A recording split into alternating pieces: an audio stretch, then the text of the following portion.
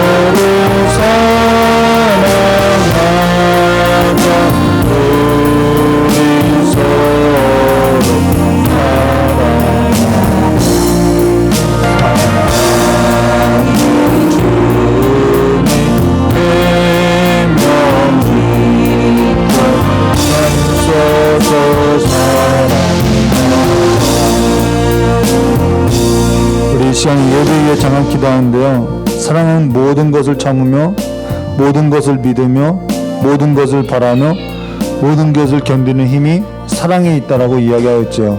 오늘 그 하나님의 사랑, 가장 귀한 은혜, 가장 귀한 은사, 그 하나님의 사랑이 우리의 삶 가운데 가득하게 해달라고 참 기도하도록 하겠습니다. 참 좋으신 하나님 아버지, 우리의 삶 가운데 하나님의 사랑이 없으면은 아무것도 아니오니 오늘 우리에게 하나님의 사랑을 부어주셔서 하나님의 은혜, 하나님의 크신 사랑을 우리의 마음 가운데 부어주셔서 우리가 모든 일에 있어서 참으며 모든 일에 있어서 믿으며 모든 일에 있어서 바라며 모든 일에 있어서 견디는 거룩한 자들로서 하나님의 제자의 삶으로서 살아가는 거룩한 자들이 될 수 있도록 복을 허락해 주실 간절히 원하오며 기하오신 예수님의 이름으로 축복하며 기도드리옵나이다. 우리 다같이 사도신령하심으로 신앙 고백하도록 하겠습니다.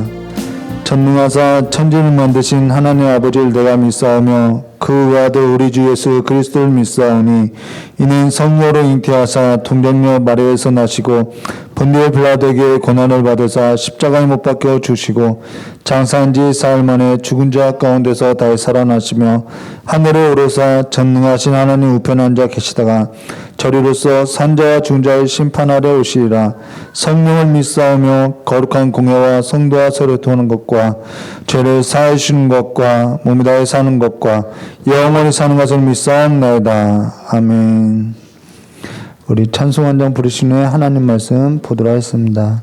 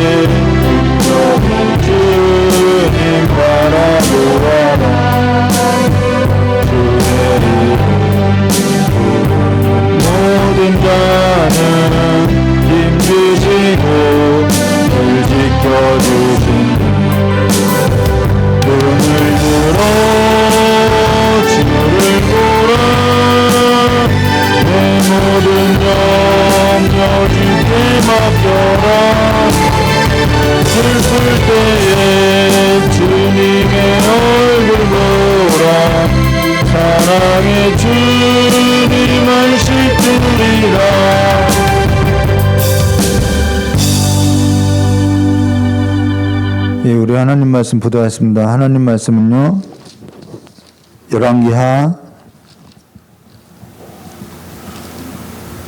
25장 22절에서부터 26절까지의 말씀입니다. 열왕기하 25장 22절서부터 26절까지입니다. 구약성경 607페이지입니다.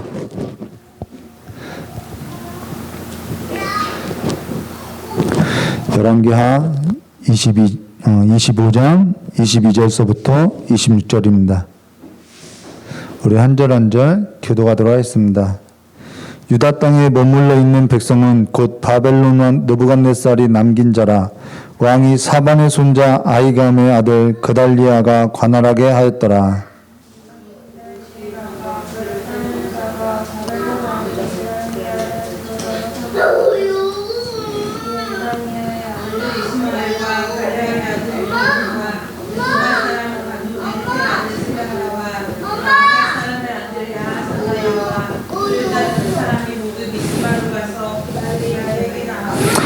게달리아가 그들과 그를 따르는 군사들에게 맹세하여 이르되 너희는 갈대아인을 섬기기를 두려워하지 말고 이 땅에 살며 바벨론 왕을 섬기라. 그리하면 너희가 평안하리라 하니니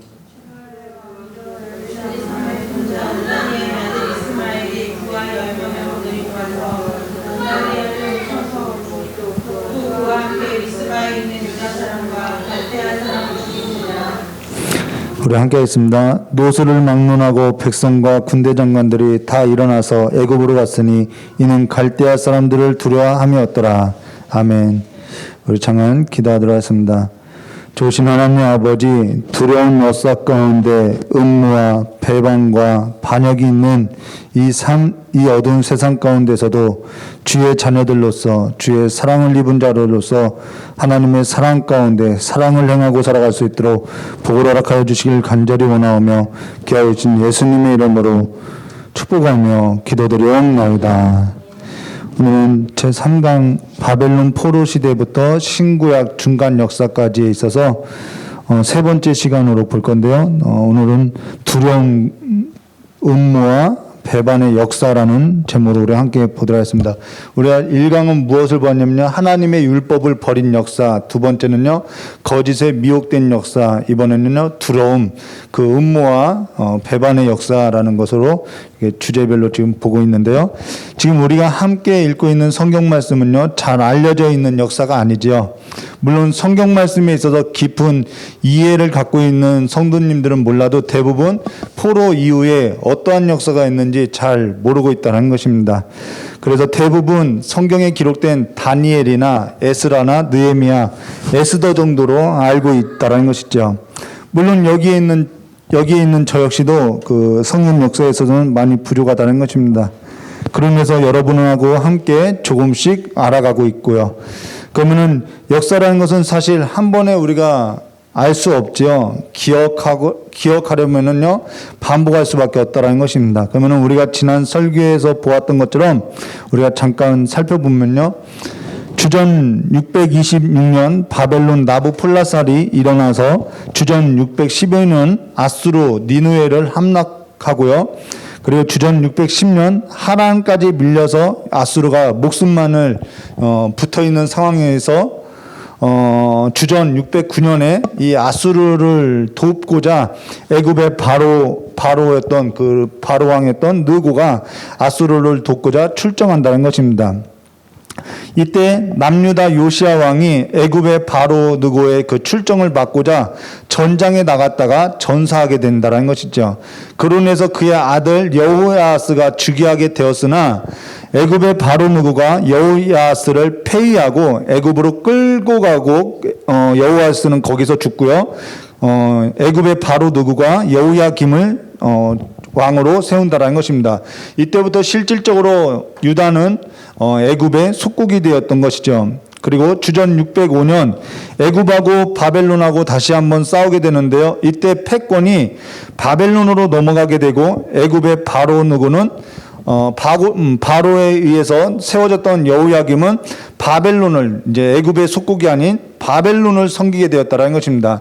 이때 왕족과 귀족 몇 사람이 잡혀갔는데 이게 바로 1차 포로 시기로 다니엘이 잡혀갔다라는 거예요. 우리가 다니엘서를 강의하면서 이런 얘기를 했죠. 다니엘은 운이 나빠서 1차 포로로 끌려간 것이 아니라 하나님께서 그를 먼저 바벨론으로 보내신 것으로서 앞으로 포로로 끌려올 자들의 생명을 위해서 하나님께서 먼저 보냈다라고 했다라는 것입니다. 오늘 우리가 한 가지 기억할 것이 뭐냐면요. 내가 운이 없어서 끌려오고 내가 운이 없어서 이 사람을 만나고 내가 운이 없어서 이 학교를 나오고 내가 운이 없어서 이 직장에 다니는 것 아니라요. 하나님께서 먼저 우리를 보내셨다라는 것입니다. 왜? 아이고야, 가.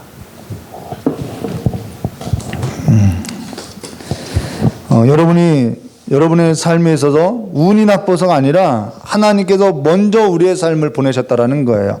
지금 우리가 그 길을 걸어가야 하는 까닭은 우리가 지금 이 길을 걸어가야 하는 까닭은 하나님께서 나를 보내신 삶이 있기 때문에 우리가 이 삶의 길을 걸어간다는 것입니다. 그래서 우리의 삶을 가리켜서 뭐라 하면은 생명을 닦는 자라고 이야기하고 있다는 것이죠.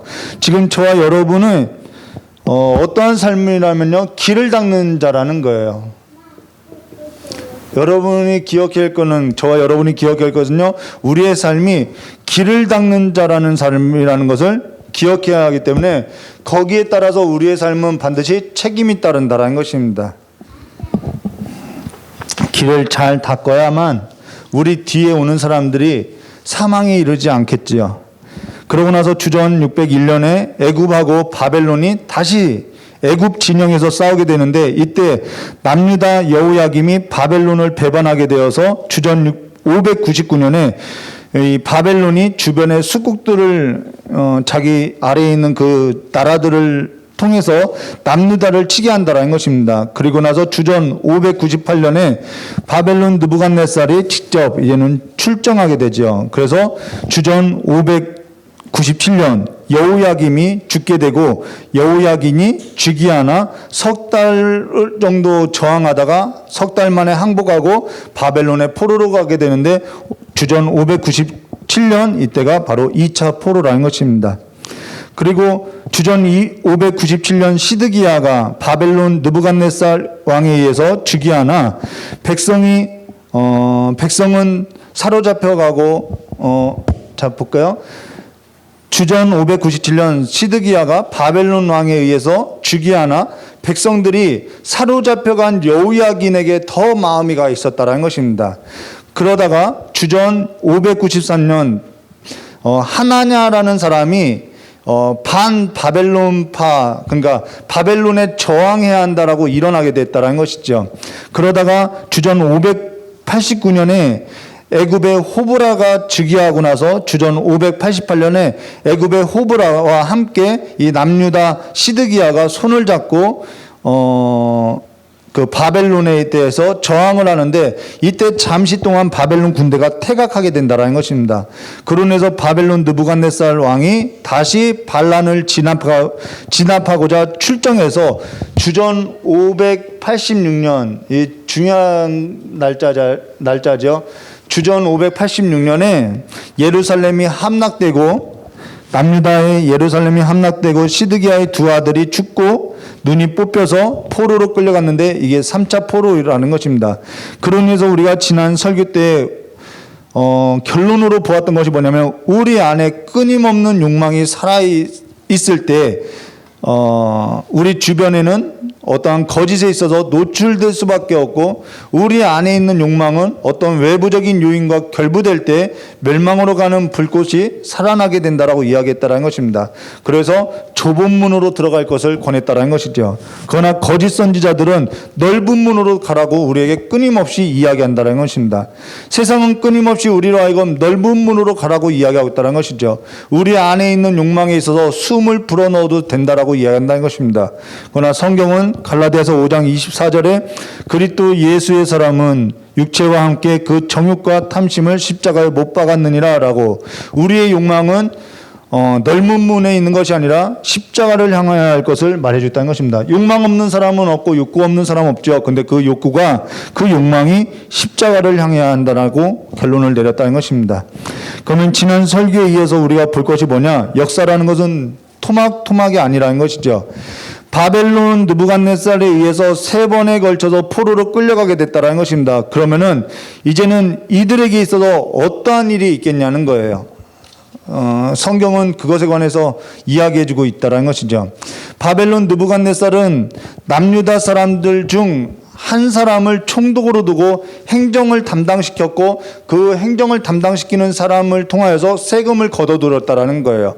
그래서 바벨론 느부갓네살이 직접 자신의 신하를 파견해서 총독으로 세울 수도 있었으나, 그렇게 하면은 행정 같은 것도 더 새롭게 해야 하기 때문에 좀 손이 많이 간다는 것이죠. 그래서 남유다 사람 중 한 사람인 그달리아라는 사람을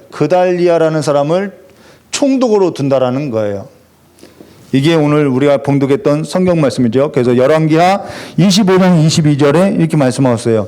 유다 땅에 머물러 있는 백성은 곧 바벨론 왕 느부갓네살이 남긴 자라. 왕이 사반의 손자 아이감의 아들 그달리아가 관할하게 하였더라라고 이 그달리아가 나오는데요.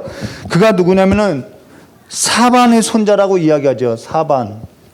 오늘 이 인물에 관해서 좀 그달리아의 집안에 있어서 좀 보도록 할 겁니다. 사반에 있어서는 아이감이 있고요. 그달리아가 있고요. 그다음에 엘라사가 있고요. 이게 미가야가 있고요. 미가야가 있고요. 이 아이감의 아들이 누구냐면 그달리아라는 것입니다. 그달리아. 이게 이 사반의 이 집안은 서기관이에요. 궁궐 서기관. 굉장히 높은 관직이죠. 그래서 이것에 관해 좀 보면요. 열왕기하 25장 23절과 24절 말씀 보시면은 모든 군대와 군대 지휘관과 그를 따르는 자가 바벨론 왕이 그달리아를 지도자로 삼았다 함을 듣고 이에 느다니아의 아들 이스마엘과 가레아의 아들 요하난과 느도바 사람 단후메츠의 아들 스라야와 마아가 사람의 아들 야사니아와 그를 따르는 사람 모두 미스바로 가서 그달리아에게 나가매라고 사람들이 이 바벨론 왕이 이 그달리아를 총독으로 세웠다라는 말을 듣고 사람들이 모여들기 시작했다라는 거예요. 흩어진 자가. 그러고 나서 24절에 그달리아가 그들과 그를 따르는 군사들에게 맹세하여 이르되 너희는 갈대아 사람들을 섬기기를 두려워하지 말고 이 땅에 살며 바벨론 왕을 섬기라. 그리하면 너희가 평안하리라 하니라 라고 이 그달리아가 뭐라고 했냐면 갈대아 사람 곧 바벨론에 순응할 것을 말했다라는 거예요. 그달리아가 누구냐면요. 그가 어떠한 사람이기에 갑자기 나오느냐. 우리가 성경에 그 사람은요. 갑자기 나온 것이 아니에요. 우리가 성경을 통해서 보아야죠. 자, 열왕기하 22장 3절과 13절 말씀 PPT 띄워놨죠. 이 앞에 보시면요. 요시야 왕이 율법책을 발견한다라는 것입니다. 요시야 왕이 율법책을 발견하는데 이 일에 있어서 열왕기하 22장 8절에 대제사장 힐기야가 서기관 사반이 나오죠. 이게 할아버지예요. 서기관 사반에게 이르되 내가 여호와의 성전에서 율법책을 발견하였노라 하고 힐기야가 그 책을 사반에게 주니 사반이 읽으니라 라고 이 사반이 누구냐면은 성전을 수리하는 일과 율법책을 낭독했던 사람이 누구냐면 서기관 사반이라는 거예요. 당시 서기관은 굉장히 높은 관직이었다는 것입니다. 근데 그에게 세 아들이 있었는데 하나는 아이감이고요. 하나는 그마라고요. 하나는 엘라사라는 것입니다. 이것은 누가 첫째인지는 몰라요. 그냥 성경상 순서대로 그냥 기록해놨다는 것입니다. 근데요, 아이감은 어떠한 사람이냐? 이게 그달리아의 아버지인데요. 아이감은 열왕기하 22장 12절과 13절 말씀 보시면은 왕이 제사장 힐기야와 사반의 아들 아이감 여기서 나오죠. 아이감과 마가야의 아들 악볼과 서기관 사반과 왕의 시종 아사야에게 명령하여 이르되 너희는 가서 나와 백성과 온 유다를 위하여 이 발견한 책의 말씀에 대하여 여호와께 물으라. 우리 조상들이 이 책의 말씀을 듣지 아니하며 이 책에 우리를 위하여 기록된 모든 것을 행하지 아니하였으므로 여호와께서 우리에게 내리신 진노가 크도다라고. 요시야가 율법책을 발견하고 나서 우리에게 이 형벌이 하나님의 진노가 너무 크다. 이 일이 어떻게 된 것인지 알아보라고 누구에게 보내냐면요. 여선지자 훌다에게 보내는데 14절과 17절에 여선지자 훌다에게 보냈는데 그때 여선지자 훌다에게 갔던 사람 중에 한 사람이 누구냐면 이 아이감이라는 거예요.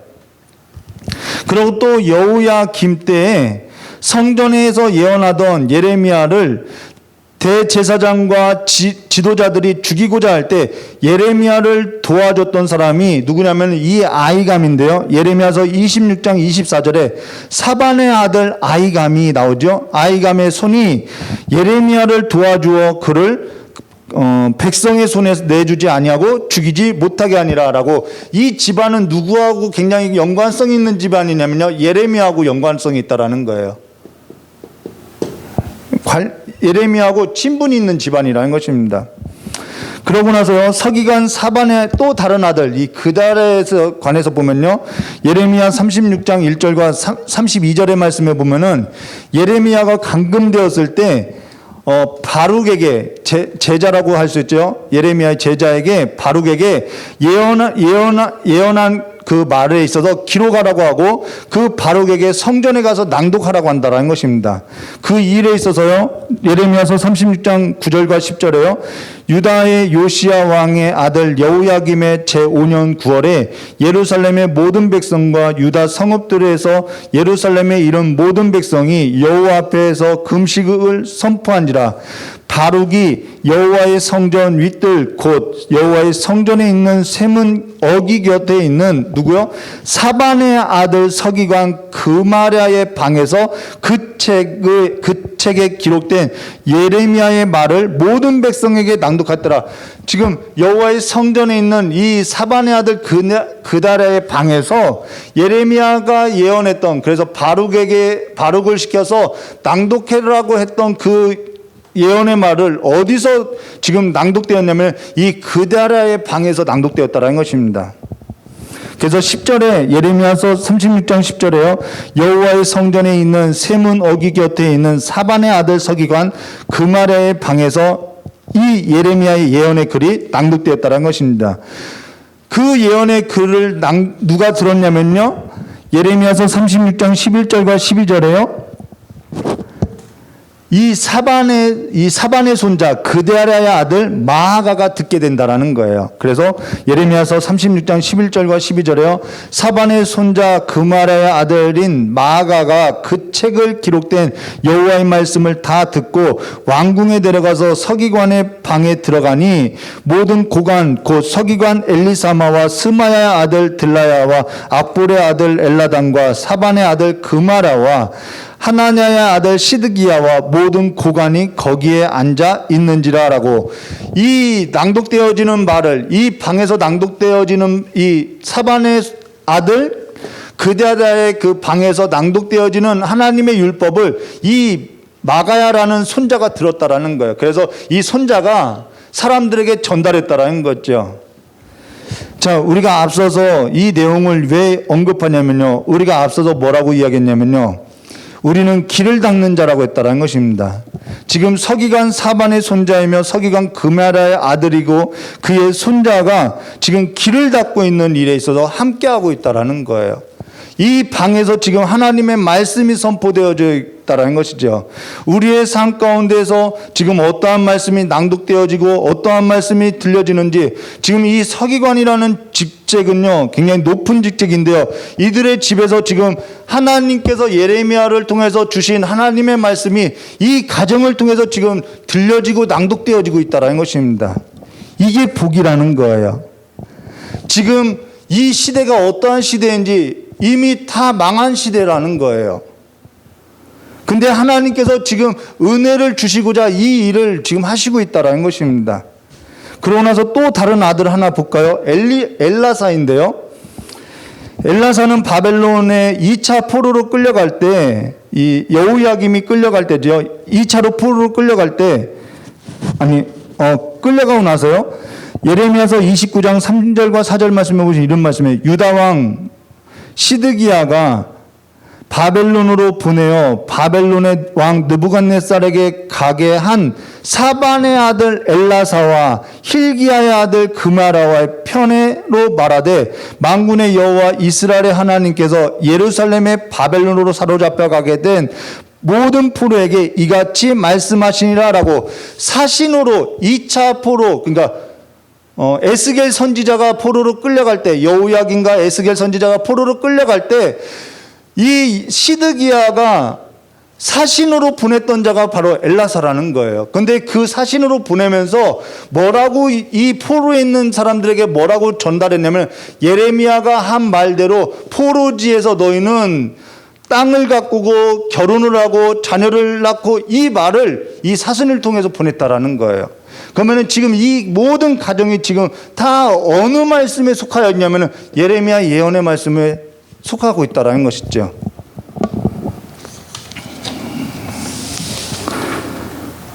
이들은 하나님의 말씀, 하나님의 은혜의 말씀, 예언의 말씀이 낭독되어지고 들려지고 전하여지고 사신으로 보내어지는 그 모든 일에 있어서 지금 진행되어지고 있다는 것입니다. 그러면은 이 그달리아는 누구냐면요, 바로 서기관 사반의 손자이며 왕궁의 관료였던 이 아이감의 아들로서 여선지자 훌다에게 하나님의 율법의 뜻을 묻고 또 예레미야 선지자를 죽음 가운데 살렸던 자가 바로 이 아이감인데요, 그의 아들이라는 것이죠. 그래서 그는 예루살렘이 이제는 멸망했죠. 3차 포로 때 586년에 멸망하게 됐죠. 이제는 바벨론의 그 느부갓네살이 이 그달리아를 남유다에 다 망하게 된 거기다 남겨뒀다라는 것입니다. 그래서 예루살렘에서는 더 이상 살 수가 없어요. 그래서 이 그달리아가 어디로 가냐면은 미스바로 간다라는 것입니다. 그 이야기가 오늘 이 내용이라는 거예요. 그래서 예레미야서 40장 10절과 12절 말씀 보시면 이렇게 말씀하세요. 오늘 여러분이 가지고 있는 성경 말씀을 보시면은 우리가 함께 나누었던 그 성경 말씀을 읽으면은 성경책을 보시면요, 그 소제목에 예레미야서 40장 7절과 9절, 41장 1절과 3절 이렇게 어느 시기인지 함께 있죠. 그 시기의 이야기를 해주고 있다는 것입니다. 예레미야서 40장 10절과 12절 말씀 보시면, 보라, 나는 미스바에 살면서 우리에게로 오는 갈대아 사람을 섬기리니 너희는 포도주와 여름 과일과 기름을 모아 그릇에 저장하고 너희가 얻은 성읍에서 살라 하니라. 이게 그달리아가 한 말이죠. 근데 이 말은 그달리아의 말이 아니라 예레미야가 했던 예언의 말씀이라는 것입니다. 모압과 암몬 자손종과 에돔과 모든 지방에 있는 유다 사람도 바벨론의 왕이 유다의 사람을 남겨둔 것과 사반의 손자 아이감의 아들 그달리아를 그들을 위해 세웠다 함을 듣고 그 모든 유다 사람들이 쫓겨났던 각지에서 돌아와 유다 땅 미스바에 사는 그달리아에게 이르러 포도주와 여름과일을 심히 많이 모으니라 라고. 지금 뭐라 했냐면은 그달리아가, 예레미야서 40장을 보았더니 이 그달리아가 미스바에 옮겨서 이제는 이제 다 흩어졌던 사람들이 그달리아가 총독됐다라는 말을 듣고 사람들이 모이기 시작했어요. 미스바로. 그때 이 그달리아가 예레미야 선지자로 하신 말씀, 그 예언의 말씀을 듣고 우리는 이 땅에서 농업을 하고 가꾸고 살아야 한다라고, 그래서 바벨론에 순응해야 한다라고 이야기했다라는 거예요. 그때 이들이 바벨론에 순응을 할 때 어떠한 일이 있었냐면요, 포도주와 여름과일이 심이 많아서 저장하게 되었다라는 거예요.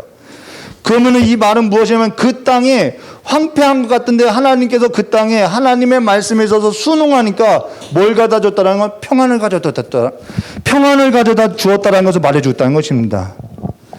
이 그달리아가요, 이러한 행정과 정책을 어디에서 기반을 했냐면요, 예레미야 선지자의 예언의 말씀에 기반했다라는 것입니다.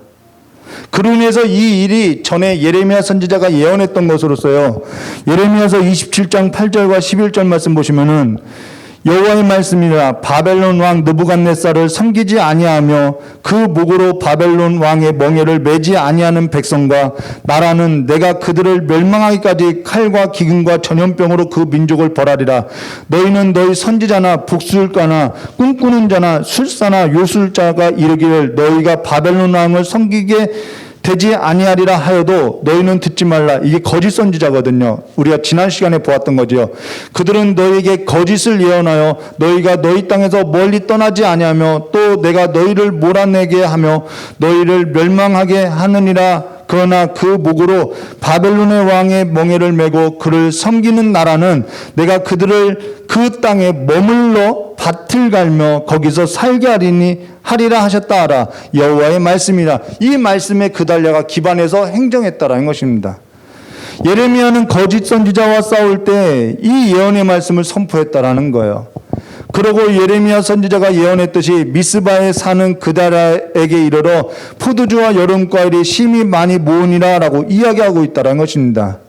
우리가 지금 주일 저녁 예배 때 무엇을 보냐면요. 말씀과 기도의 시간으로서 요한계시록을 나누고 있죠. 요한계시록 1장 3절 말씀 보시면 이런 말씀 있죠. 이 예언의 말씀을 읽는 자와 듣는 자와 그 가운데 기록된 것을 지키는 자는 복이 있나니 때가 가까움이라 라고 말하고 있죠. 여기 지키는 자라는 것은요, 막 지키는 자 막 이게 아니라 하나님께서 참여시켜줬다라는 거예요. 이 집안이 지금 하나님께서 이 복된 삶으로서 참여시켜 주더라는 것이죠. 그게 하나님의 은혜고 하나님의 복이라는 것입니다.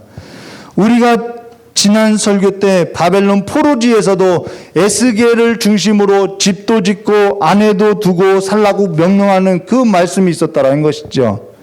사실 어느 환경에 사느냐가 중요한 것이 아니라 내가 어디에 어떠한 삶에 내 삶을 두고 사느냐가 중요하다라는 것이죠.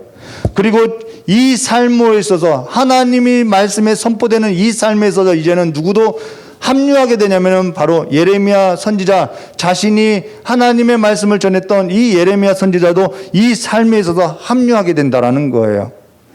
예레미야서 40장 1절과 6절 말씀 보시면요. 예레미야가 성에 함락되면서 그가 포로로 끌려가게 된다라는 것입니다. 근데요.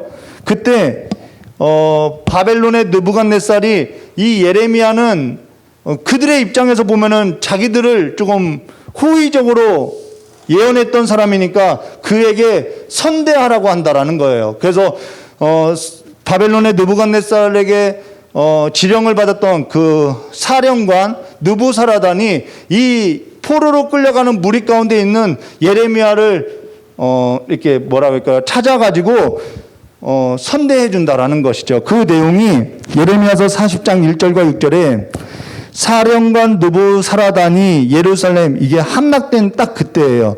예루살렘과 유다의 포로를 바벨론으로 옮기는 중에 예레미야도 잡혀 사슬로 결박되어 가다가 라마에서 풀려난 후에 말씀이 여호와께로부터 예레미야에게 임하니라. 사령관이 예레미야를 불러다가 이르되 내가 내 하나님 여호와께서 이곳에 재난을 선포하시더니 여호와께서 그 말씀하신 대로 행하셨으니 이는 너희가 여호와께 범죄하고 그 목소리를 순종하지 아니하였으므로 이제 이루어졌도다. 이 일이 너희에게 임한 것이다. 이게 사령관 느부사라단이 한 말이라는 거예요. 근데요 4절부터 보시면요. 보라 내가 오늘 내 손에 사슬을 풀어 너를 풀어주노니 만일 내가 나와 함께 바벨론으로 가는 것을 좋게 여기거든 가자. 내가 너를 선대하리라. 만일 나와 함께 바벨론으로 가는 것을 좋지 않게 여기거든 그만두라. 보라 온 땅이 내 앞에 있나니 내가 좋게 여기는 대로 옳게 여기는 곳으로 갈지나 하니라 라고 이 느부사라단이요 이 예레미야를 풀어주면서 너가 바벨론으로 가든 지금 여기에 남든 온 땅이 다 너희의 선택지니까 어느 곳으로 가든지 선택하라는 거예요. 우리는 어디를 선택해야 할까요? 바벨론으로 가도 상관없어요. 근데 유대 땅으로 가도 상관없어요. 뭐 다른 지역으로 가도 상관없어요. 어떠한 삶에 있어서 선택하든 상관없어요. 우리의 삶에 이러한 삶이 있죠. 그러고요. 바벨론으로 가면은 높은 관직에 앉을 수도 있어요. 물론 높은 관직에 앉지 않을 수도 있어요. 그러나 바벨론으로 가서 높은 관직에 앉지 않아도 얼마든지 사는데 지장 없이 살아갈 수도 있다라는 것입니다. 근데 유다로 가면은요, 저와 여러분이 생각하고 있는 것처럼 크게 다르지 않는 삶을 살게 될 거라는 거예요. 그러면은 어떠한 삶을 선택하겠냐는 것이죠. 상관없어요. 어느 곳을 가든 상관없어요. 우리에게 이러한 선택의 경험이 날마다 있지요. 저도 마찬가지예요. 근데 그럴 때마다 무엇을 선택하고 살 거냐는 것이죠. 하나님의 뜻이 뭔지 구하는 기도를 해도요, 이것도 되고 저것도 될 때가 있을 때는 사실 어느 것이 될 때에는요, 내 이익이 아니라 내가 해야 할 일이 뭔지, 내가 할 일이 무엇인지, 나에게 하나님께서 주어진 삶이 무엇인지 생각할 때 그 방향으로 가야 한다는 것입니다. 아무리 좋은 환경이라도 하여도, 아무리 내게 이익이 된다고 해도 그것이 하나님 앞에 범죄하는 거 아니에요. 허락된 거예요. 근데 나에게는 바꿀 수 없는 것들이 있다는 것입니다. 운이 없어서가 아니라 내가 운이 없어서 이 길을 오게 된 것이 아니라 때로는 주저앉고 싶어요. 때로는 포기하고도 싶어요.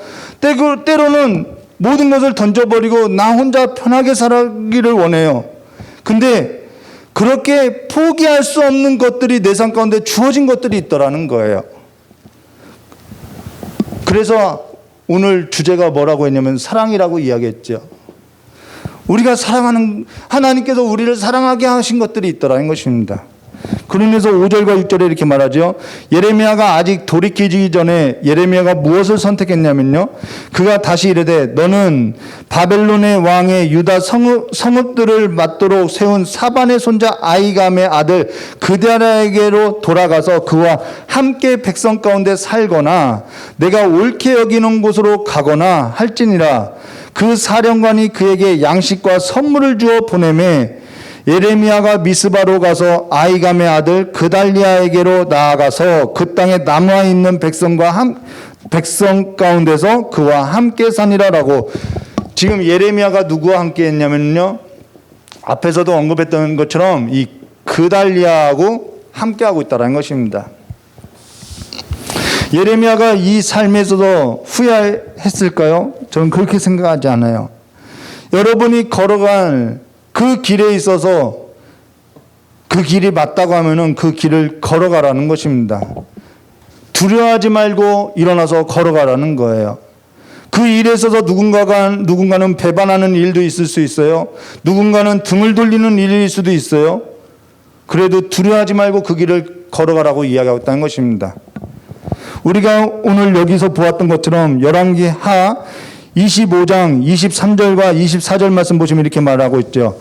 모든 군대 지휘관과 그를 따르는 자가 바벨론 왕이 그달리아를 지도자로 삼았다함을 듣고 이에 느다니아의 아들 이스마엘과 가레아의 아들 요하난과 느도바 사람 단후메스의 아들 스라야와 마아가 사람의 아들 야아사니아와 그를 따르는 사람이 모두 미스바로 가서 그달리아에게 나가매 이들은 그달리아가 총독됐다는 말을 듣고 모여들기 시작했다라는 거예요.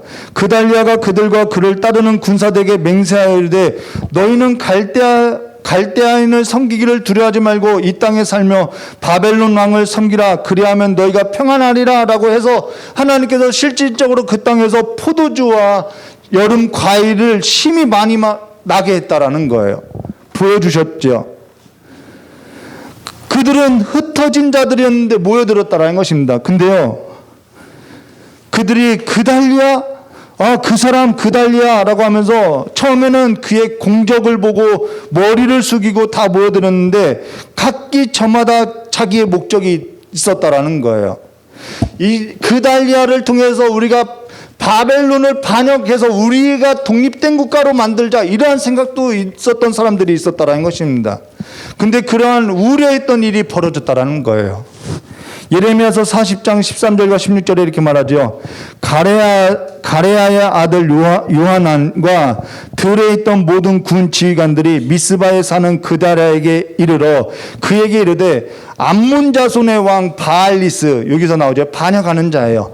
암몬 자손의 왕 바알리스가 내 생명을 빼앗으려 하여 느다냐의 아들 이스마엘을 보낸 줄 내가 아느냐 하니 하되 아이감의 아들 그다랴가 믿지 아니한지라. 가레아의 아들, 제가 봉독하고 설명해 드릴게요. 어렵죠? 가레아의 아들 요하난이 미스바에서 그달에게 비밀이 말하여 이르되 청하노니 내게 가서 사람을 모르게 느다냐의 아들 이스마엘을 죽이라 하라. 어찌하여 그가 내 생명을 빼앗게 하여 내게 모인 유다 사람을 흩어지게 하며 유다의 남은 자로 멸망당하게 하려 하느냐. 그러나 아이감의 아들 그달리아가 가레아의 아들 요하난에게 이르되 내가 이 일을 행하지 말 것이니라. 내가 이스라엘에 대하여 한 말은 진정이 아니라라고 암살 계획이 있었다라는 거예요. 무슨 말이냐면요, 바벨론 왕이 세운 이 그달리아를 죽이고자 하는 계획에 있어서 가레아의 아들 요하난이 알게 된다라는 거예요. 암몬의 자손 바알리스가 느다니아의 아들 이스마엘을 시켜서 당신을 죽이려고 합니다라는 것을 가레아의 아들 요하나니 그달리아에게 알려줬다라는 거예요. 근데요, 그달리아가 이를 믿지 않았다라는 거예요. 느다냐의 아들 이스마엘은, 이 느다냐의 아들 이스마엘은 누구냐면요, 남유다의 왕족 혈통이라는 것입니다. 남유다의 왕족 혈통으로서 바벨론이 예루살렘을 공격할 때 이 사람이 암몬 자손에게 몸을 숨겼던 자라는 거예요. 근데 바벨론 느부갓네살이 세운 남유다 총독이 죽으면은 지금 모이게 된 이 모든 유다 사람들이 흩어지게 되고, 또 유다의 남은 자도 멸망하고 이 평안도 깨지니까 이 그달리아에게 이 가레 아들 요하나니 먼저 이 반역자들을 처단합시다라고 했다라는 거예요. 근데 그 일에 있어서 하지 않겠다라고 그달리아가 했다라는 것입니다. 왜 하지 않겠냐 했냐면요, 이때 당시는 친바벨론파와 반대의 반바벨론파가 있었다라는 것입니다. 근데 그달리아가 이 반대 세력을, 반역하는 이 반대 세력을 치면은 내란이 일어나기 때문에 자기는 그 일을 하지 않겠다라고 했다라는 거예요. 이 반대파는 언제든지 바벨론으로부터 독립을 하고자 했다라는 것입니다. 근데요, 어떠한 일이 벌어지냐면요, 예레미야서 41장 1절과 3절에 일곱째 달 왕의 종치인 엘리사마의 손자 느다냐의 아들로서 왕의 장관인 이스마엘이죠. 10사람과 함께 미스바로 가서 아이감의 아들 그다랴에게 이르러 미스바에서 함께 떡을 먹다가 우리 떡 먹자 식사에 초대했다라는 거예요. 느다냐의 아들 이스마엘과 그와 함께 있던 10사람이 일어나 바벨론 왕의 그 땅에 위임했던 사반의 손자 아이감의 아들 그달랴를 칼로 쳐 죽였더라, 암살했다라는 것이죠.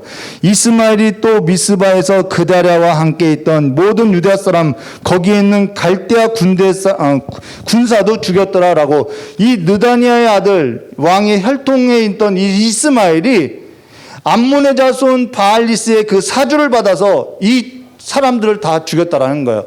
갈대아 군대까지도 다 죽였다라는 것입니다.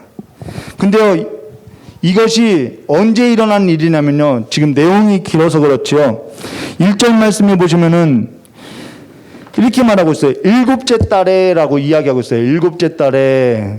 근데요, 예레미야서 39장 2절 말씀에 보시면 이렇게 말씀하세요. 시드기야 제11년 넷째 달에, 시드기야 제11년 넷째 달 9째 날에 성이 함락되어 예루살렘이 함락되면, 예루살렘이 함락이 언제 됐냐면요, 시드기야 제11년 넷째 달에 함락됐어요. 그런데 그로부터 7째 달이면요, 불과 예루살렘이 함락되고 나서 그달리아가 즉위한 지 3개월 만에 이 반란이 일어났다라는 거예요.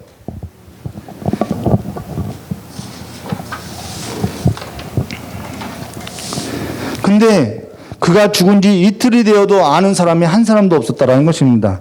그래서 예레미야서 41장 4절과 7절요. 그가 그달랴를 죽인 지 이틀이 되었어도 이를 아는 사람이 없었더라. 그때 사람 80명이 자기들의 수염을 깎고 옷을 찢고 몸에 상처를 내고 손에 소재물과 유향을 가지고 세겜과 실로와 사마리아로부터 와서 여호와의 성전에 나가려고 한지라. 이게 무슨 말이면요, 예루살렘이 함락된 지 3개월이 됐죠. 이 소문이, 그때는 지금은 전화기가 있지만 그때는 전화기가 없죠. 이 소문이 세겜과 실로에 이렇게 퍼졌어요. 그래서 이 실로와 세겜에 있는 주변의 사람들이 슬퍼서 옷을 찢고 이 수염을 깎고 몸에 상처를 내고 이 예루살렘 성전에 소재를 드리려고 찾아오게 됐다라는 것입니다. 근데 슬픔을 표하려고 찾아온 그를 어떻게 했냐면요, 6절과 7절에 느다의 아들 이스마엘이 그들을 영접하여 미스바에서 나와 울면서 가다가 그들을 만나 아이감의 아들 그달랴에게로 가자. 이미 죽여놓고요, 그들이 성읍 중앙에 이를 때 느다의 아들 이스마엘이 자기와 함께 있던 사람들과 더불어 그를 죽여 구덩이에 다 죽여놨다라는 거예요. 학살이 일어났다라는 것입니다.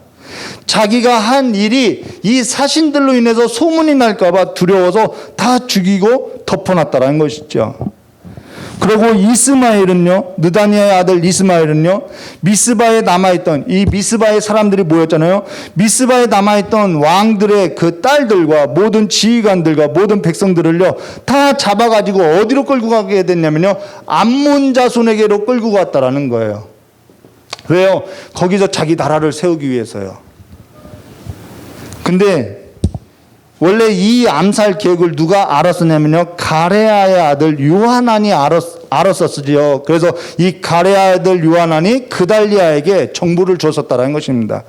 그래서 이 소식을, 이 악행을 가레아의 아들 요하난이 듣고 나서 어떻게 했냐면요, 쫓아가서요, 기브온 큰 연못까지 쫓아가게 됐다는 것입니다.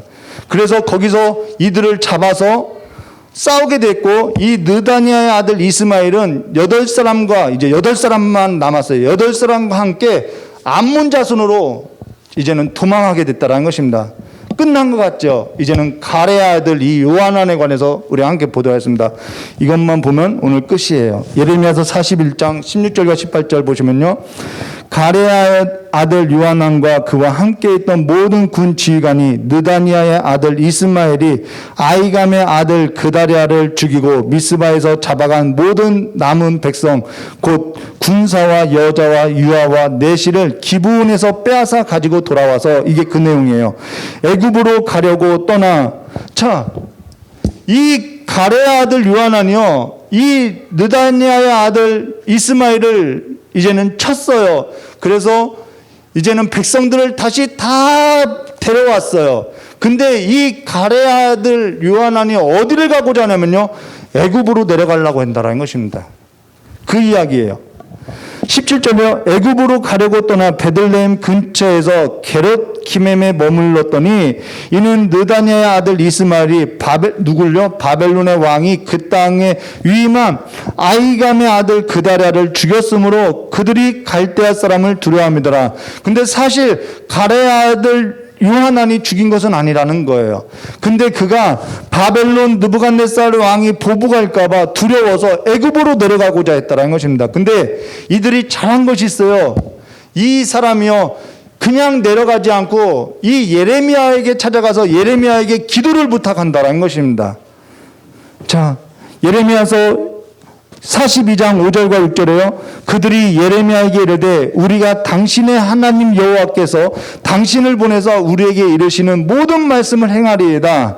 여호와께서 우리 가운데에서 진실하고 성실하신 증인이 되시오니 우리가 당신을 우리 하나님 여호와께서 보냄은 그의 목소리 우리가 좋든지 좋지 않든지 막론하고 순종하려 함이라. 우리가 우리 하나님 여호와의 목소리를 순종하면 우리에게 복이 있으리라 하니라라고, 이들이 당신에게 우리를 위해서 기도해달라, 우리가 이러한 상황이다라고 하니까 당신이 어떠한 음성을 듣든지 당신의 말이 하나님의 음성이니까 우리가 그것을 순종하겠다고 한다라는 거예요. 그래서 예레미야가 10일을 기도해요. 그리고 10일을 기도하고 나서 하나님께로부터 응답이 와요. 응답이 오는 것이 예레미야서 43장인데요. 예레미야가 이렇게 말해요. 그들을 두려워하지 말라. 바벨론을 두려워하지 말라. 여호와께서 너희를 구원하실 것이다. 너희가 그 바벨론에게 순응하고 살아라. 그리고 그 땅에서 정착을 하고 삶을 살아내라. 그러면 하나님께서 너에게 평화를 주겠다라고 이야기해요. 근데 애굽으로 내려가면은 너에게 칼이 따라갈 것이요, 전염병이 따라갈 것이요, 기근이 따라갈 것이다라고 이야기한다는 것입니다. 근데 그들이요, 그 말을 듣고 어떻게 하냐면요, 예레미야서 43장 1절과 3절에 예레미야가 모든 백성에게 그들의 하나님 여호와의 말씀 곧 그들의 하나님 여호와께서 자기를 보내사 그들에게 이르신 이 모든 말씀을 말하기를 마침에 호사야의 아들 아사랴와 가레아 아들 요하난, 얼마나 이 사람 괜찮았어요. 근데요, 모든 오만한 자가 예레미야에게 말하기를 내가 거짓말을 하는도다. 우리 하나님 여호와께서 너희는 애굽에서 살려고 그리로 가지 말라고 너를 보내어 말하게 하지 아니하셨느니라. 이는 네레야의 아들 바룩이 너를 부추겨서, 이 바룩 있죠? 바룩이 너를 부추겨서 우리를 대적하여 갈대아 사람의 손에서 넘겨 죽이며 바벨론으로 붙잡아 가게 하려 합니다라고 이야기했다라는 거예요. 그들은요, 그리고 나서 그들은요, 기도를 부탁했던 예레미야를 붙잡아서 애굽으로 같이 끌고 간다라는 거예요. 그래서 그러고 나서 이들의 삶이 어떻게 되냐면요, 예레미야서 44장 15절과 19절에 애굽으로 내려가서 애굽의 우상들과 애굽의 여신들을 섬기고 살아간다는 것입니다. 이것이 주전 586년에 망하고요, 주전 570년에 일어났던 일이라는 거예요. 이 사이에 있었던 일이라는 것입니다. 그리고 애굽은 주전 570년에 애굽은 내전으로 망하게 되고, 이때 내전으로 망하는 그 상황을 바벨론이 애굽의 내전을 이렇게 진압하기 위해서 출정하여서 애굽은 실질적으로 망하게 되었다라는 거예요. 예레미야 선지자가 했던 말과 그대로 이루어졌다는 것입니다. 오늘 우리가 이 길고 긴 역사를 통해서, 사실 긴 역사는 아니에요.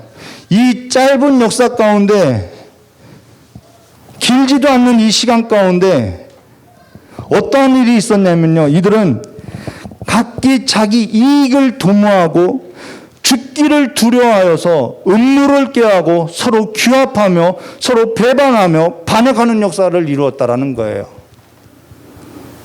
서로 칼을 겨누는 일을 했다라는 거예요. 두려움이 서로 자기 이익을 도모하는 일이 되었고, 서로 규합하는 일이 되었고, 왜 규합해요? 자기들의 목적 때문에요. 그리고 서로 반역하는 일로서 서로 배반하고 있더라는 거예요. 오늘 우리가 이 역사를 통해서 알아야 할 것은 뭐냐면요, 요한 1서 4장 우리 마지막이었어요. 요한 1서 4장 16절과 19절 말씀, 이런 말씀이 있어요. 하나님이 우리를 사랑하시는 사랑을 우리가 알고 믿었노니 하나님은 사랑이시라. 사랑 안에 거하는 자는 하나님 안에 거하고 하나님도 그 안에 거하시니라.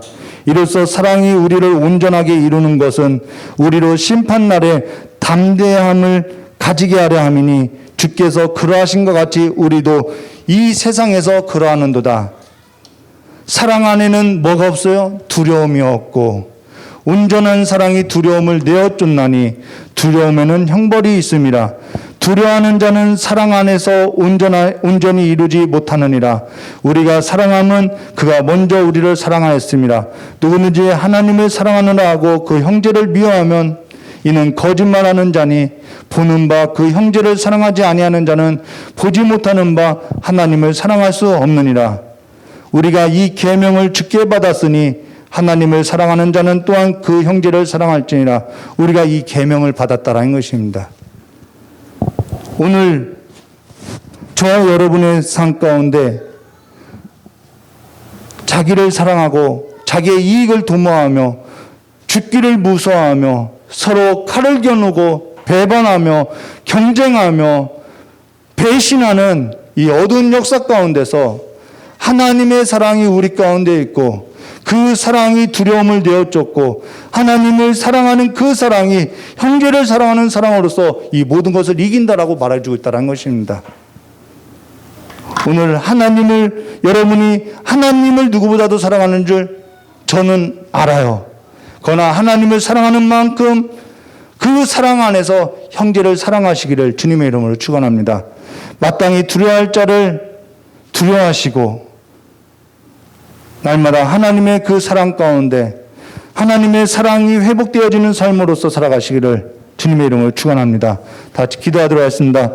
참 좋으신 하나님 아버지, 하나님을 떠난 모든 인류가 두려움에 빠져서 불안하여서 서로 자기의 이익을, 자기를 보호하고자 서로 남을 죽이고 남을 배반하고 남에게 칼을 겨냥하고 배신하고 배반하는 이 역사 가운데 하나님의 그 크신 사랑을 우리 마음 가운데 부어주시고, 또한 하나님께서 우리를 먼저 사랑해 주신 그 사랑으로 말미암아 우리가 두려움을 내어쫓고, 이제는 두려움을 내어쫓는 삶으로서 하나님을 사랑하고 하나님의 계명을 받은 자들로서 형제를 사랑하라고 하신 하나님을 사랑하는 그 삶이 우리의 삶 가운데 있사오니, 날마다 그 삶으로서 이 두려운 세상을, 이 폭력의 세상을 하나님의 사랑으로서 이겨나갈 수 있도록 복된 삶이 될 수 있도록, 그래서 하나님의 평안이 우리가 거하고 있는 그 삶 가운데 가득 열매 맺고 풍성한 삶으로서 회복되어지게 하여 주시길 간절히 원하오며 귀하신 예수님의 이름으로 축복하며 기도드리옵나이다. 우리 찬송 한 장 부르고 기도하도록 하겠습니다. 제가 이 찬양을 잘 모르는데요. 마이크 잡아주시길 바랍니다.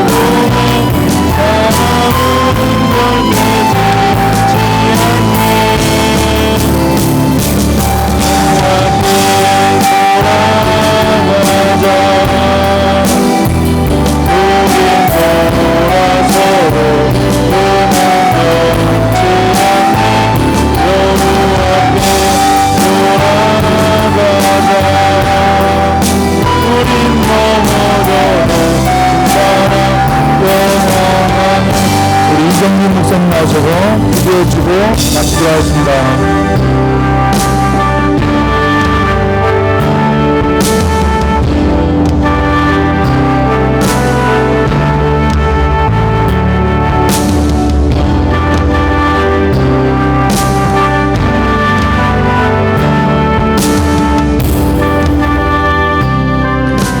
가사 보니까 이런 가사 있어요. 내 모든 것 내어주고 또 내 모든 것. 우리가 관계가 중요하죠. 근데 관계가 중요한데요, 우리가 하나님과 내 사이를 이렇게 생각해 보면 너무 일방적으로 생각할 때가 있어요. 그게 무슨 얘기냐면, 그 하나님이 내 목숨도 살려주고 하나님이 나를 건져주고 나를 사랑해줬으니까 우리는 그냥 시키는 대로, 하나님이 하라는 대로 그렇게 살면 돼. 이건 노예이지 신부도 아니고 자녀도 아닌 거예요. 이 사랑 안에 오래 참음이 있죠. 하나님이 우리를 오래 참으셨듯이 우리 입장에서 보면 우리도 하나님에 대해서 오래 참아야 할 일들이 있어요. 기도의 응답이 그렇고요.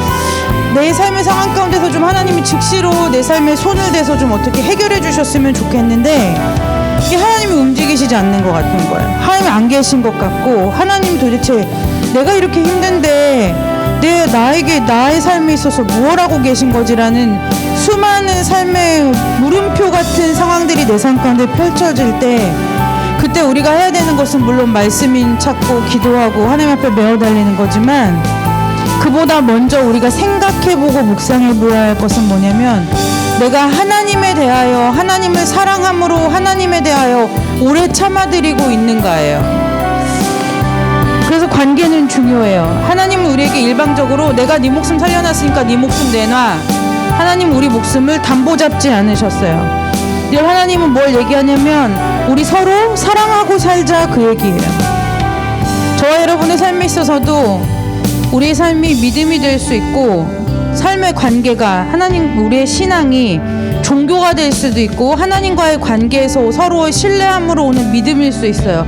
종교냐 믿음이냐 율법이냐 은혜냐는 무엇으로 가를 수 있느냐면 내가 하나님과 사랑하는 사이이냐 아니면 하나님이 나를 살려줬으니까 나는 그냥 찍소리 말고 살려주신 거나 은혜나 감사하고 그냥 살아야 되는 관계로 살아가느냐. 그렇게 살아가면 종교가 되는 거예요. 율법이 되는 거죠. 왜냐면 매이거든요. 목숨값에 매인 거예요. 그러니 얼마나 억울하겠어요? 왜 내가 살려달라고 한 적도 없고 내가 뭐 천국 가겠다고 한 것도 아닌데. 근데 하나님하고의 관계가 사랑의 관계가 되면 그 모든 것이 의무요 책임이요 해야 할 일이 아니라 하나님과 사랑하기 때문에 참을 수 있고요. 하나님을 사랑하기 때문에 기다릴 수 있어요. 하나님을 사랑하기 때문에 오래 참을 수 있고요. 하나님을 사랑하기 때문에 그 하나님에 대하여 무례히 행치 않을 수 있어요. 그게 바로 십계명에서 얘기하는 여호와의 이름을 망령되이 일컫지 말라는 얘기예요. 우린 여호와의 이름 망령되이 일컫지 말라. 그러니까 내가 말씀도 모르는데 막 내가 기도할 때 이런 말씀 붙들고 해도 돼? 내가 막 사람들한테 하나님에 대해서 막 함부로 이렇게 이게 하나님의 뜻일지 어떻게 알아? 이게 하나님의 은혜일 줄 어떻게 알아? 막 이렇게 내가 함부로 하나님의 이름을 얘기해도 돼? 그것이 여호와의 이름을 망령되이 일컫는 것이 아니라 무엇이 망령되이 일컫느냐면 하나님과 그 사랑하는 사이가 아님에도 불구하고 하나님을 사랑하는 것처럼 살아가는 것이 하나님의 이름을 망령되이 일컫는 거라는 거예요. 오늘 여러분 우리가 이 신구약 중간사를 보는 것도 목적과 뜻이 분명해야 돼요. 이게 뭐냐면 사람들이 볼 때 하나님이 일하시지 않는 것 같아 보였거든요. 성경도 멈춘 것 같아요. 왜냐면 우리가 말라기가 구약 성경에서 마지막 끝에 말라기가 끝나고 신약 성경인 마태복음이 시작되기 전까지의 시간이 그 시간을 신구약 우리가 중간기라고 불러요. 그럼 그 중간기는 뭔가 이렇다 할 기록이 없는 거예요. 그래서 마치 하나님이 이때는 잠시 쉬셨나? 이 인간의 인류의 역사 가운데 쉬셨는가? 라는 그래서 우리가 신약과 구약 사이의 그 시간을 다룰 때 그 신구약 중간사라고 얘기를 해요. 근데 그 신구약 중간사가 그럼 왜 중요하냐? 내가 신학 공부할 것도 아닌데. 아니요. 이 신구약 중간사를 알아야만 이 신약 시대로 넘어오면서 마태복음부터 시작한 이 신약 성경이 풀리기 시작하는 뜻이 이해가 되기 시작하는 거예요. 여러분 이제 기도할 건데 항상 무엇을 먼저 생각하셔야 되면 하나님이 나를 사랑하는 건 변함없어요. 내가 지금 하나님을 사랑하고 있는가? 하나님이라는 분을 사랑하고 있어서 내가 그분이 나에게 어떻게 행하시든지 그분이 나의 삶을 어디로 인도하시든지 내가 그분을 믿고 따라갈 수 있는 거죠. 예를 들면 결혼이라는 것을 우리가 하게 되면 부부가 남편의 잘못이 됐던 부인의 어떠한 실수와 허물이 됐던 그거를 어떻게 돼요? 두 사람이 함께 짊어지고 함께 떠안고 가야 되는 거예요. 부부간에 이건 남편 네 잘못 그러니까 네가 다 책임져. 이건 안 해. 네가 실수한 거야. 그러니까 네 실수니까 네가 책임져. 이건 부부가 아니에요. 우리가 하나됨이라는 걸 생각할 때 그래서 결혼 서약할 때 검은 머리가 팥불이 될 때까지 병들 때나 슬플 때나 괴로울 때나 모든 순간에 함께 하겠냐고 하나님 앞에 약속하는 그 일이 뭐냐면 그래서 부부 사이에는 누구 때문에라는 이것이 없는 거예요. 예수님이 우리 말씀을 보면 예수님이 신랑 되시고 우리가 하나님의 교회인 우리가 신부 되었는데 신랑과 신부라는 단어는 부부간에 쓰는 거예요. 연인간에 안 써요. 이 신랑과 신부가 서로 간의 허물을 덮어주고 서로의 짐을 내 짐처럼 짊어지고 함께 가는 거예요. 그래서 우리가 삶의 어려움이 오고 삶의 앞길이 보이지 않고 삶의 풍파가 일어나고 도무지 내 사방으로 둘러보아도 하나님이 계시지 않는 것과 같이 느껴질 때에 내가 하나님 앞에 잠잠히 기다리고 묵상하며 무엇을 해야 되느냐면 지금 내 삶이 이렇게 풍랑이 일어가는 시간이고 광풍이 있는 것 같은 이 시간 가운데도 이 순간에도 내가 내 신랑 하나님을 사랑하고 있는가, 그 사랑이 여러분 가운데 있어야 된다는 거예요.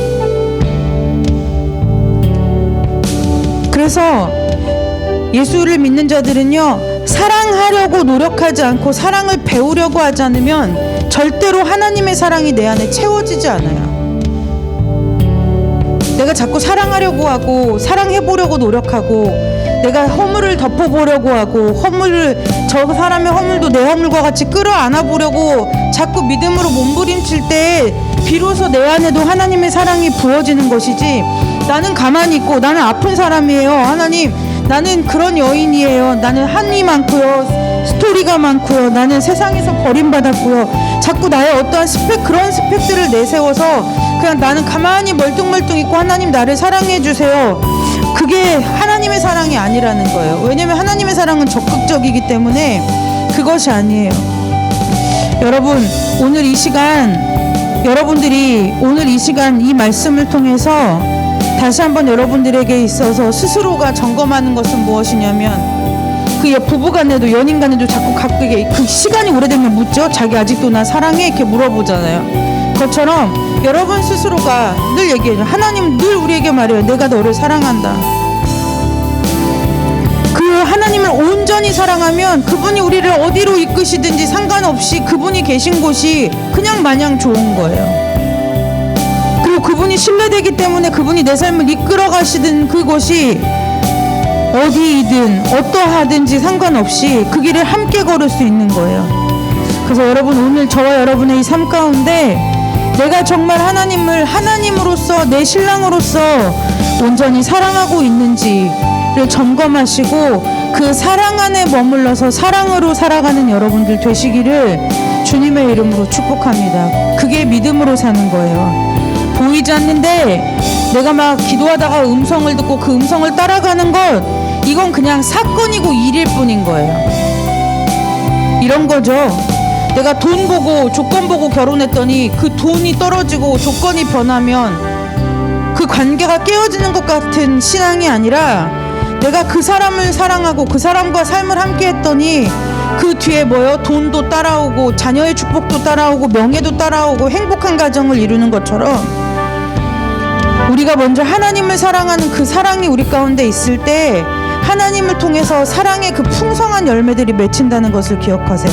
그래서 우리가 해야 할 일은 열매 맺기에 힘쓰는 것이 아니라 하나님을 사랑하는 일에 힘써야 된다는 거예요. 여러분, 하나님에 대하여 길이 참으시는 은혜가 있으시기를 주님의 이름으로 축복합니다.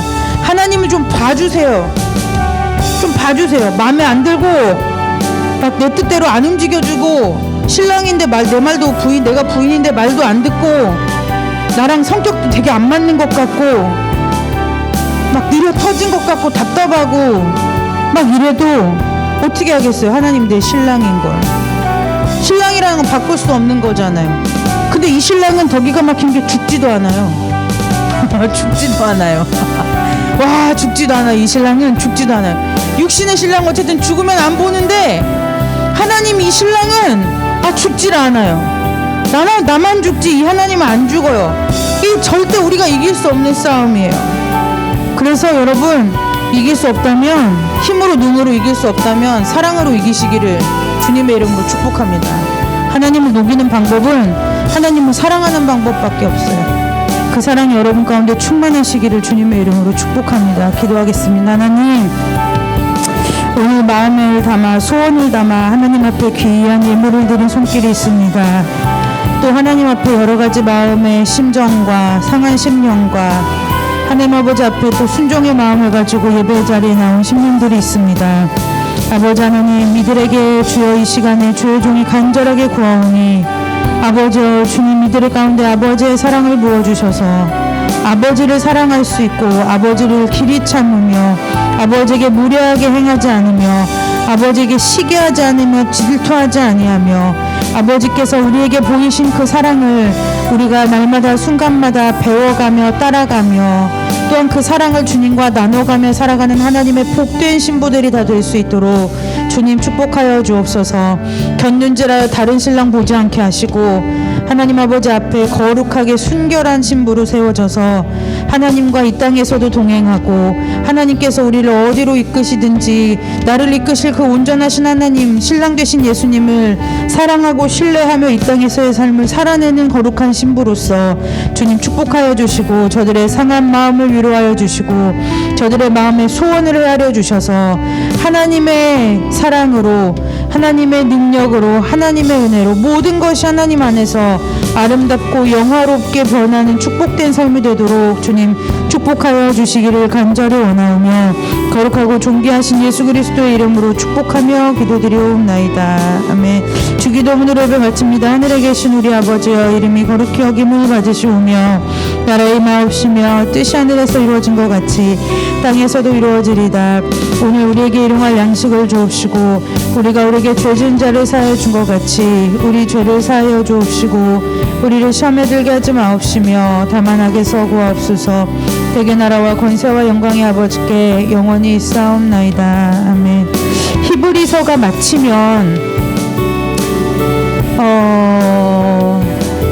기도를 해보고 3주에서 4주 그러니까 매주 금요일 4주간 금요일은 찬송하고 기도하고 그래서 여러분들의 좀 기도가 좀 가을이 되면서 좀 무르익고 열매 맺을 수 있도록 이제 기도하려고 하니까 여러분들이 좀 준비하시고 기도로 준비하셔서 그 기도의 시간들 가운데 여러분들이 삶에 그 응답과 변화가 있는 은혜가 있으시기를 주님의 이름으로 축복합니다. 예배 마칩니다.